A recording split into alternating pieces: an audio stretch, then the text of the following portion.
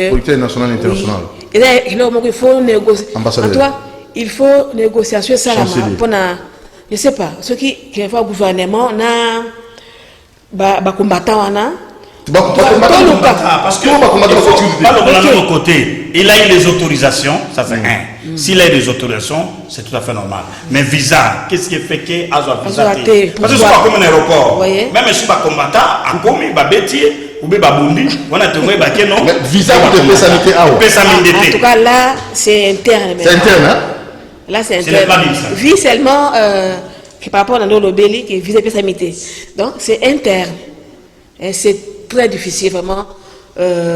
Tout ça kaka na ministre na biso azali ya culture actuelle nde biloko ki ya kolandela makasi yango wana on va ambassadeur na biso star munene bongo et kuna bandeko ba perdre ba bien na bango producteur on a donc en plus musique na biso qui na okita bon taka musique ya Congo alors biso na kolo donc marché mondial suite quand il y a babiloko wana puis ba combattre depuis kala déjà ben c'est et c'est pas ça. Alors il faut alors il faut bandeko ba musicien de ba ko sala ke bakenda kuna pona ba maître susu on a biso ya Congo na ba différents pays. Alors donc c'est difficile. Maman Claudine Woko wana chance police ozongila tout nous va manquer programme na yo pour tout en tout cas programme ya Maman Claudine oui to côté n'est-ce que étape ya ba live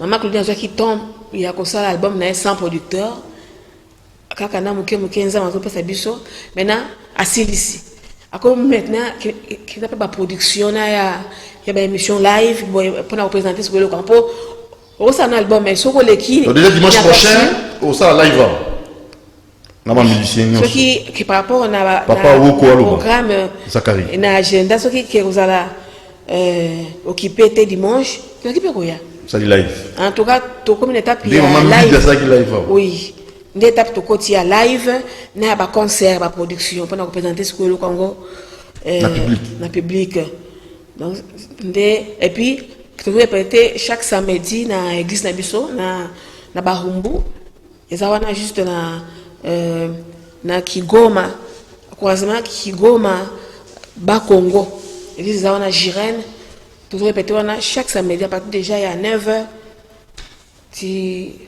après-midi. On a vu ce contact avec ces alliés. Oui. On a battu un album, on va télécharger. Bon télécharger biso na YouTube.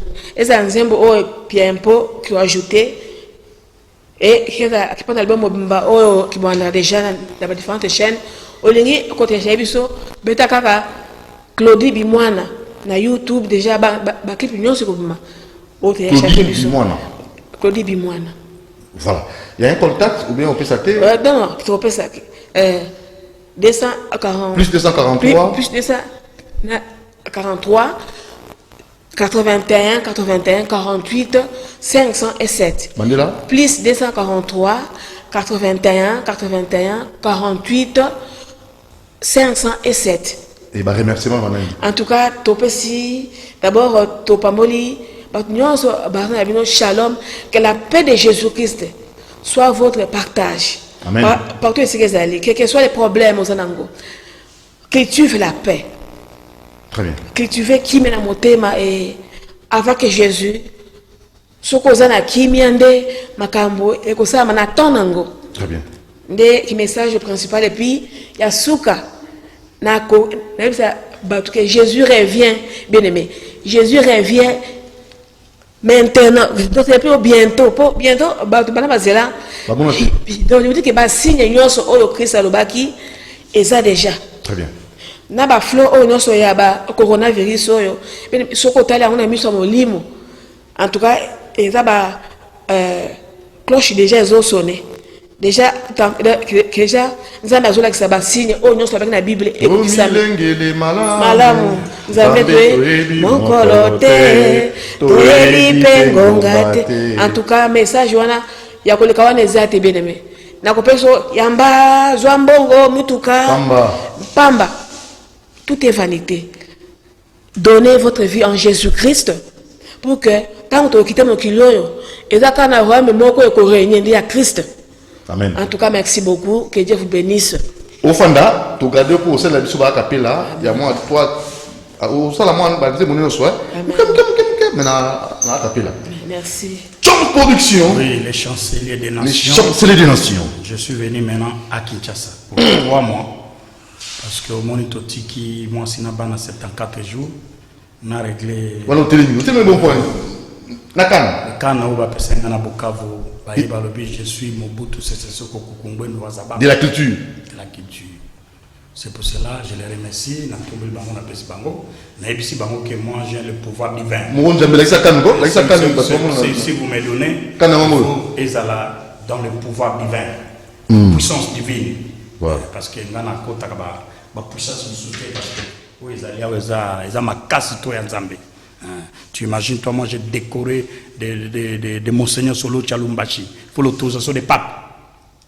J'ai décoré des pasteurs ici, je l'ai dit la vérité. Mais pasteur, est-ce que il n'y a père repère, père spirituel. Trop des églises en République démocratique du Congo, rien ne marche. Trop des églises. J'avais dit à l'époque, en 2014, tu te souviens, si moi j'étais le président de la République, on va commencer à fermer des églises qui ne se conforment pas à la loi de la Bible et à la loi de la République. André Kimbuta Bandara Baserimoko. Comment est-ce que vous ici? Président Sénité. Non, ça c'est mascarade. Je suis l'artisan de la vérité. Quelle est la vérité cachée? Omoni Malonda Tambasalaki. Il y a intérêt à Malonda, ceux qui soient disant Malonda. Il faut commettre les gens qu'il faut. Oui, pasteur sont des faux pasteurs. Comment on peut mettre des faux pasteurs dans une organisation de la CENI? Divorcés, qui n'ont même pas d'une culture, il y a vérité. Comment on peut mettre un pasteur comme ça? Qui est représentant un pasteur, aux autres même vie très bien, des malhonnêtes. Je crois que c'est le problème aussi avec le tribalisme, tant qu'on a pouvoir, on est les cannabis, les mensonges donnent des fleurs, mais les mensonges ne donnent pas un fruit. Ça veut dire. Mais qu'est-ce qui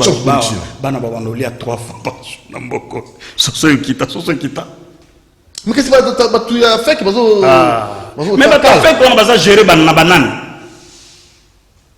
On peut ce exemple. Toké vol bien quitté.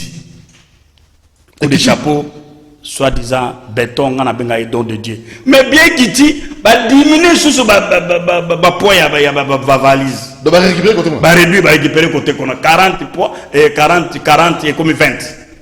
Mais si tu biso tu as un costume belé. Le lingola ta to comme ça. Siko olandika ngai olandika du monti. Nalandi yote yo na yote landi le kuru. To bani nzela mo. Pour ngana yote ibana kuna. Na papa wemba. Pour moi j'ai décoré papa wemba je le produit. Magena ba mise chrétien na produit Marie Musambo ebiango. Oui. Tu comprends? Pour yo landi koto, pour so. Aux un salaire muke au kokate. Salaire il faut pas maxer. Il faut voir faire oui, aux ama salaire.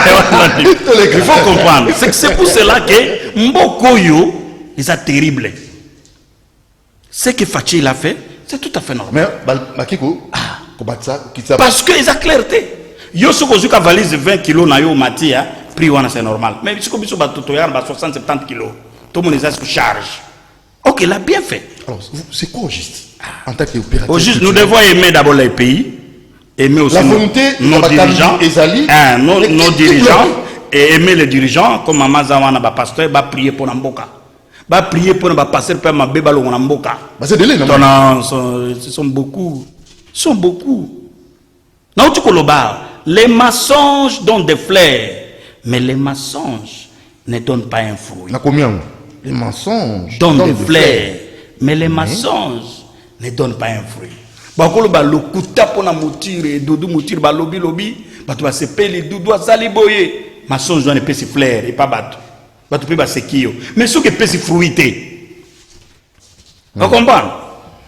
Mais ce que vous comprenez? Très bien. C'est pour cela que nous demandons à notre chef de l'État. Il a la vision.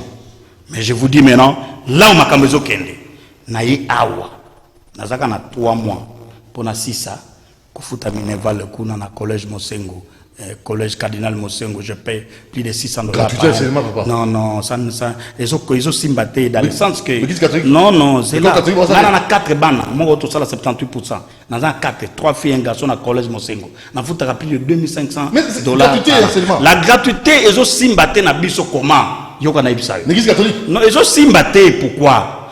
Biso, na ibso lundi lobby. Baza 4, nazo longola 335 par mois. Cela veut dire 1340 $ que je dois payer demain. Et puis ça a gratuité. Non, pas gratuité. Mais nous n'avons pas de Landa nazo koma. Les choses de l'État là la volonté. Mais qui bloque? Mais on ne peut pas dans un pays de tiers monde, de tiers monde, où on nous paie sa gratuité de l'enseignement. Ça ne doit pas se parce que les gens là qui vous entourent là, bah, ça clarté. L'église catholique, c'est une église et c'est une école privée. Il faut foutre. Ce qui était important, Landa Siko très bien, dans l'Obelango depuis longtemps.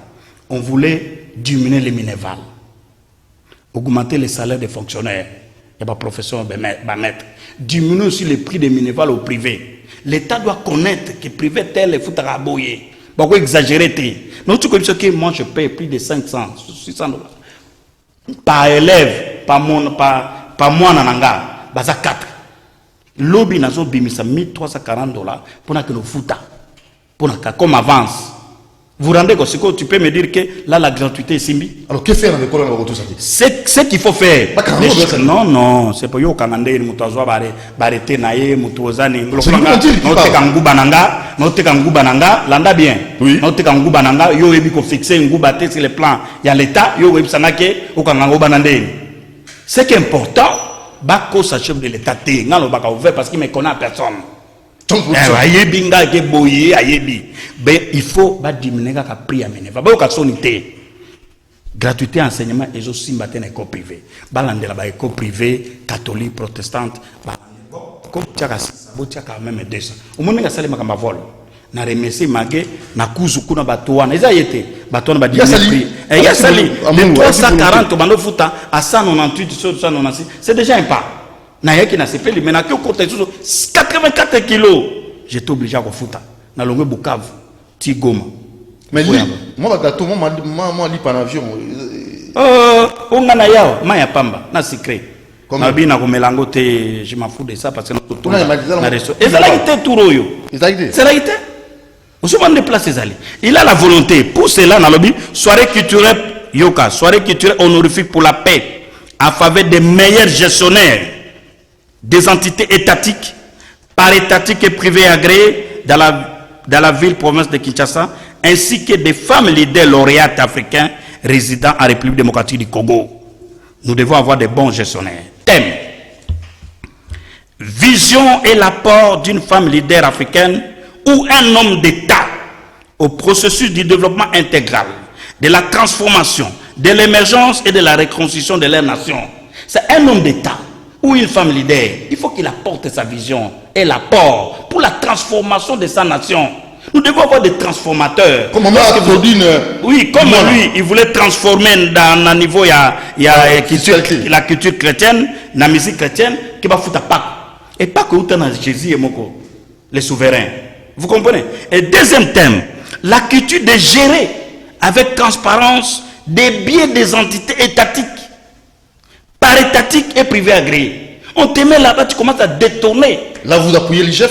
Oh ben là, je l'appuie. Ngana Lobaka. Ceux qui m'ont mabé, n'a pas eu mabé. Ceux qui ont solo, n'a pas eu solo. Vous comprenez? Mais 3-4 thèmes à Soukana pour Nasuka. La République démocratique du Congo, ma patrie. Et terme à Souka, la promotion de la culture fiscale pour le développement et l'émergence de la RDC. Bato va foutre Pako. N'emboke au Bongati. Puis tout le temps, l'Afrique d'ici, des bapoto. Donc, moi,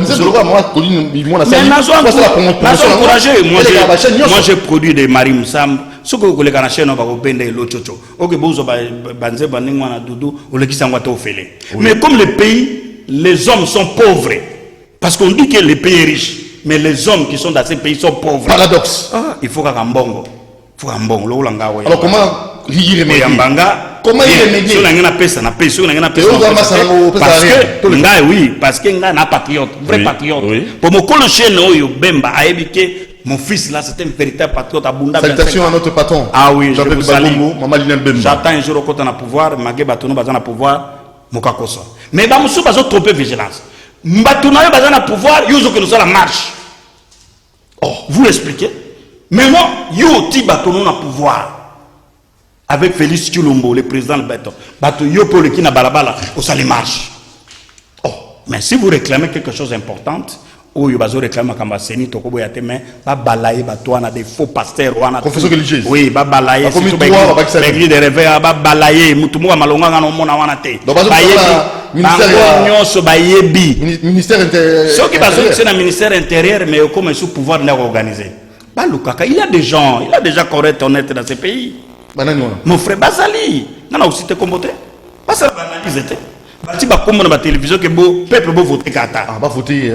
Beau voter peuple a jugé que afin na balabala mon pasteur on a ebi bizali na ye ta meto voter oyo. Mais oyo baza wana nyoso wana o na zo biso na kosote. Bato lo kuta. Comment ba kotia moto wana nzambe na ngai chose production c'est ridicule. C'est ridicule. Ozo kata mawambo kate. Parce que biso ba choms toza ba candidat les seuls candidats uniques comme nous avons en 2023, bah élection est à la thèse biso candidat. Parce que l'on bazo lukawana qui tire au glissement. Or, toza na mutu moko akena mabele fâché aboya makamba glissement. Oui, pourquoi ngana lobaka makambo ya Félix Tshilombo Muke. Moi je ne soutiens pas souvent Félix. Moi je soutiens son père qu'il avait une vision. Cette vision a transmis ça au fils. On comprend. Parce que lui, il parlait des événements organisés, la culture de la construction d'une nation. Nous devons respecter les tests. Comment un pays ne respecte pas des tests? Comment un pays là?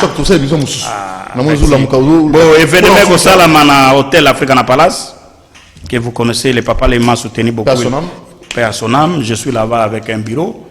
Je crois que je viens de vous parler soirée culturelle honorifique pour la paix à faveur des maires gestionnaires. Lokola awa ceux qui le lobo géragi bien te to ya kolega to lega te peut-être chaîne daya pour ba chaîne monsieur daya le ba souté sans impact le chaîne azala te ils ont continué c'est gérant c'est ça bien il faut mboka ezala gérer na ba maire gestionnaire na ba transformateur ba to ba yebi ki ba souci mboka pas mbongo tia na poche oko imagine un monsieur comme moi j'ai produit Werason Jibé Mpiana Madilou Marie-Paul Papa Wemba de Marie Moussambo partenaire au ministère, j'ai donné ma voiture gage. Et les fonds de promotion qui tirent aux mains des gens qui ne méritent pas, toujours sentir promotion aux salamawapi, nganazo qui est dans la province qui tire fouti, on ne comprend pas beaucoup toujours qui ne wapi. Donc il faut battre à la côté. Il faut réorganiser la politique culturelle. Très capitale. Oui, on doit voir les si madame je crois il a une dame là-bas. Oui, mokako soit comme dame azawana parce que basala makasi parce que madame baleke belé wa. On comprend? Baleke belé. Asala makasi. Inviter nano des hommes de culture. Pas vrai. Pas producteur na mboko yo. Pas ni fond ko bimisa mbongo ko bimana fond de pension. Merci beaucoup. To ba soutenir eloko yo ba wi bo makamba nzamba ngo yo. Bango bazo monate. Ndenga l'équipe yo ba se ba landite. On comprend? Na tous les kana karibu pour to citer na RTNC nga balanda nga partout. So bino bomuna ba tuté. C'est bon mon bateau parti politique na bino wana ya mabe ou eloko mo ezo salamate. C'est vous ne voulez pas les gens bazan naître qui aillé pour le beleloko songolo qu'il faut soutenir mais ngana ko ke na province boye ceux qui na makasité mais ko tia lokolote yo a tué. Petité, je suis intelligent et je suis fort. Petité. J'ai l'argent, je suis intelligent et je suis fort. C'est à ce moment-là au kalengandeni. Même à au gouverneur au Megandeni. Parce que j'ai l'argent. Et je suis intelligent. Et je suis fort. Au Banandeni. Bakala Muto, il y a un moyen. Non, bon, non, sans comprendre. Mais ceux qui n'ont pas attendez. Ceux qui n'ont pas lobby, mais comme ça, c'est gens qui ont béni. Voyez pas que fort on a bandé. Quand il a fait cet exemple, ceux qui n'ont pas lobby, c'est Dieu, il a compris que ces messieurs-là souffrent. L'anda bien. Peut-être j'ai eu la souffrance pour ne pas m'accompagner. Yo m'accompagne. Mais tu ne peux pas faire quelque chose à l'argent. Alors, il faut éviter ça. Venez ici chez Doudou. Pays, comme ça m'a structuré, tu es la bien structurée. Non, pays, pour arriver ici chez Doudou, il faut avoir l'argent. Caribéen, il faut aller pour la comment. Maintenant, nous parlons au nom du pays. Je vous dis, moi, je suis le producteur culturel national. Lorsque j'ai quitté la ville de Kinshasa, oui, je descends dans une province. On me place Babanganga, parce que je n'ai même pas besoin de voir un gouverneur. Je vous écris administrativement, tu prends ma lettre sur le plan administratif. Je n'ai pas besoin parce qu'il faut qu'il y ait la civilité pour mon anga, tout ça. Quand je t'écris, quand le gouverneur vous me demandez le discours, n'a pas une invitation, le discours, le discours pour Yoroloba. Oh, il a des thèmes de référence dans une invitation. Toi, tu crois que ta présence va augmenter l'événement? La seule personne, sa présence là-bas, c'est le Dieu Tout-Puissant. Très bien. Si Dieu t'élève, mais j'insiste, soirée culturelle honorifique pour la paix à faveur des maires gestionnaires, des entités étatiques, parétatiques et privées agréées dans la ville province de Kinshasa. Nous avons primé les maires gestionnaires d'entreprises étatiques. Nous avons primé les Bambongo, bien. Au moins, nous avons primé na événement parce que moi, je primé les date après 2 dimanches. Parce que nous mais ainsi que des femmes leaders lauréates africaines résidant en République démocratique du Congo. Vous voyez que Bassi a apporté mine dans Mboko. Même après Fachi, après Fachi béton, après Fachi béton, ce qu'on a quotité, c'est chef de l'État. Parce que trop c'est trop. Trop c'est trop. Mboko bat pesa ta moisia. Peut-être. Mais le chef de l'État Fachi Béton, moi j'encourage, je ne suis pas matérialiste, moi je ne suis pas flatteur pour mon tout le monde au pesanga. Mais tu dois m'aider. Vous oui, pas. Vous demandez au président obligatoirement. Nous devons les soutenir. Vous soutenez parce que mon conseil c'est obligatoirement. Vous soutenez vision. Nous soutenons vision parce que bah on bon pesangate. Bah soutenir une vision. Vision n'a pas sur malamu. Vous comprenez? Pour changement de mentalité. Il y a comme vision na malamu de soutenir yango. Mais tous en a bien institution. Pour approprier pour la maman de Messi et qu'on a pour la promotion culture du service fiscal, les fonds de promotion culturelle étaient les musicaux. Il ne faut pas que seulement aya kende kuna. Ba ko benga epet. Bataille la TV. Ba bengi était. Komana. Il avait son budget toujours faire tout il a payé promotion. Mais le président lui-même oyo kité yemo azu vaccin. Oyo ka kité. Yemo ka landi d'abord azu vaccin. Après la charité bien ordonnée. Commence par soi.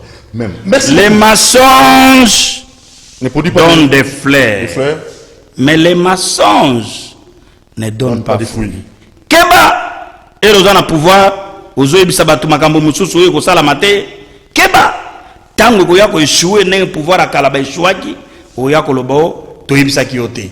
Il est temps. Ba pasteur wana longola bango. Ça c'est avia l'idée de l'opinion ba passer wana lokuta wana oyo bazokene lokuta même l'église catholique bazaka mystique. C'est ce qui est important, donner le pays en Dieu. Merci beaucoup. Ba bengi batu ba journaliste boyana yo ibaka mutu wana avant le parlement et sondage botia mutu malonga so ba type mutu malonga et vous allez bien. Merci John Production. Oyo na lobele mabe mumezuyo oyo monike na lobeli bien Beterna Maboko nazawa pour 3 mois. Après je quitte.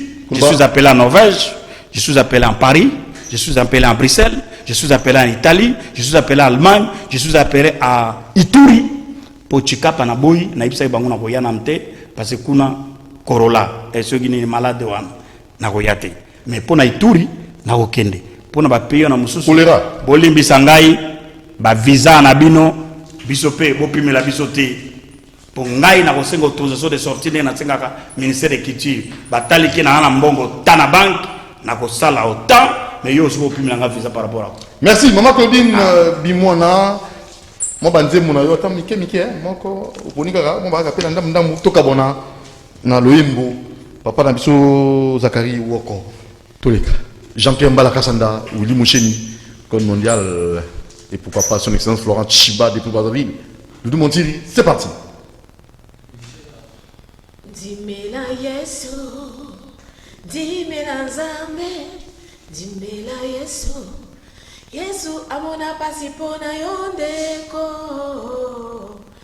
Likonga na mopanzi pozo alobiko, Pasete na maboko poyo bikisama, Makila etanga na moto na Yesu poyo alobiko, Na boneli yondeko, Okanga motema te. Oh, Ndima Nzambe, oh, Dimela Yesu, Dimela Nzambe. Dimela Yesu. Monsieur. C'est magnifique. C'est un Nzambe ya mpako po. Oh, toke na pas. Ngonga ebeti mwana Kongo, telema tofuta mpako Yangonde ebongisaka mboka poete totonga mboka epesa biso Nzambe kofuta mpako kosala ete banzela etonga makitoko kofuta mpako kosala ete baopito etonga maebele kofuta mpako ndeko na ngai eza lokola komeso afutaka dime eza lokola mokiso afutaka dime na ye bisalene nyonso ya maboko ekopambolama ye bamboka mosusu tolulaka ya bapaya ezali mpako nde esalaka ete bato balia ofele bana batanga ofele hôpital ofele ekomi mpe ntango na yo EDC yo mpe ongenga yo mpe balula yo mpe okende liboso kaka na nzela ya kofuta mpako. Pesa numéro de téléphone 200 plus 243 81 81 48 507. En tout cas nazo senga na Bandila plus 243 81 81 48 507. Nzembo barosa commencer na ngufile na machine de télévision. En tout cas bobenga ba producteur mais plus des gouvernement. Yanga contribution yango. Nzembo. Tomoni na ba payer belé basa na Nzambe ba soutenir ka gouvernement. Très bien. Yangai soutien na gouvernement yango yo nzembo ya sensibilisation ya impôt. Très bien. Maintenant il reste bocha pe maboko pour na nzembo yango et comme atina fait fond. Très bien. Okay. Merci beaucoup maman Claudine Bimona, merci papa Zakari Wako, merci la chambre production, nous peut s'emboutir dans tout oui, Toubé Amani l'ambassadeur. Toubé Amani l'ambassadeur. Attends qui non. L'ambassadeur Anakin meilleur entrepreneur auto sala bateau. Bateau zoma ba messé parce que contribuer dans la nation à Outiawa, Azagi na Kisangani Azawa. Toubé Amani. Toubé Amani sala bateau ambassadeur de la paix. Félicitations, ce sont des contributions énormes pour la République. Je vous remercie d'abord et je remercie les CCTV. J'ai parlé pour que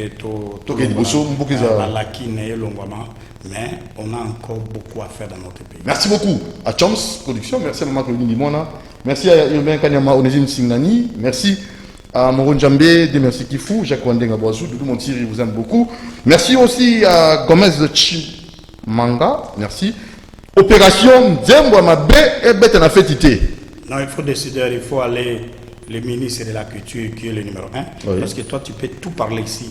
Si tu n'es pas décideur, il faut que le ministre de la Culture ait une précaution. Écoute le Parlement. Parlement, Loi c'est ça. Parce que nous, on peut parler. Et heureusement, nous avons eu la chance de parler. C'est pour les informer. Très bien. Mais malheureusement, dans ces pays, Makamba Culture, loi du Makatina Parlement. La culture est le socle du développement. Du développement d'une nation. Mais écoutez, parce que nous avons l'espoir, parce que Bissou est vrai Congolais, tout un espoir que Mboko Yokenava. Mais bah c'est trompé. Gratuité enseignement, ils ont simbaté. Comme ils ont simbaté, beau diminuer seulement prix à Mineval, beau match prix à fonctionnaire, parce que dans un pays pauvre, et que Simbati, vous comprenez? Parce que même dans le village, dans la province, ceux qui ont l'école officielle, ils sont gratuits. Hein? Je dois vous dire une chose très capitale. C'est pour encourager les parents fainéants qui ne cherchent pas l'argent, il attend que la gratuité de l'enseignement dans un pays pauvre. Un parent doit chercher l'argent pour son enfant, pour que son enfant se réjouisse un jour que mon père a foutu un Mineval. Vous comprenez? Pour que ça n'en ait bongi dans nos biens. Tant que tu as enseignement gratuit, biso toto fouta kuna ba 600. Toko sepela. Toko sepela te. Tant enseignement ya solo les gratuit, sikoyo kuna ba sango ba tiata 100. Vous comprenez? Ngande na zana 4 bana. Ça fait $400 non? Et aider na fouta pe ba chauffeur na ba centenaire de vous. Mais toujours au-delà de $2,500. Naïb chef de l'État, vous me connaissez en personne. Mandat, deuxième mandat, Dieu peut vous aider. Peuple congolais. C'est qui est important. Diminuer Mineval, Matissa salaire et enseignant. Vous comprenez? Quand on a privé, ceux qui ont 600, ils ont 200. Mais ceux qui ont gratuité, et simbité, et kosimba pété. Et moi, je suis d'abord jaloux des parents fainéants. On encourage beaucoup de foot, Mineval au félé, il y a pas de Mineval. C'est logique. C'est pas logique ça. Ou bien, béton, la biso damage nanda. Il faut que nous look at. Merci beaucoup. Abonnez-vous massivement à notre télévision. Merci Merci. Il faut préparer une mission. Au monde en moto. Merci beaucoup. Nous vous aimons. Ciao. Je vous remercie beaucoup.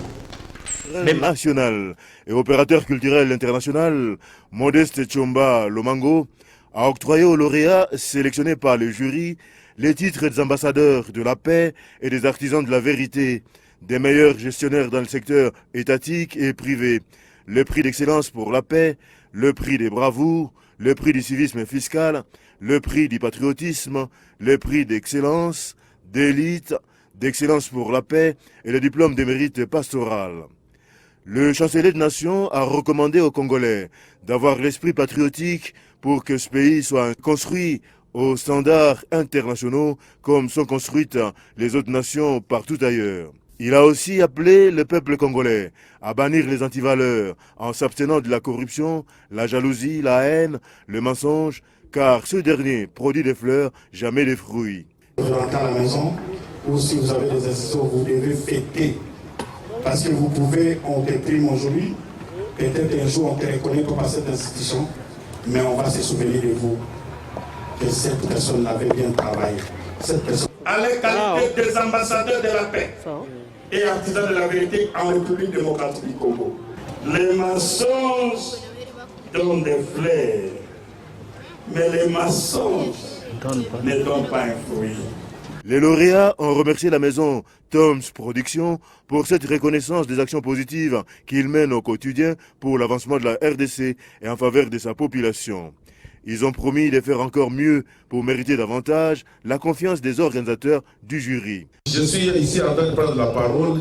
Je ne peux pas manquer de féliciter nos collègues lauréats aujourd'hui parce que nous avons fait la fierté de notre province, nous tous, et l'image que nous présentons.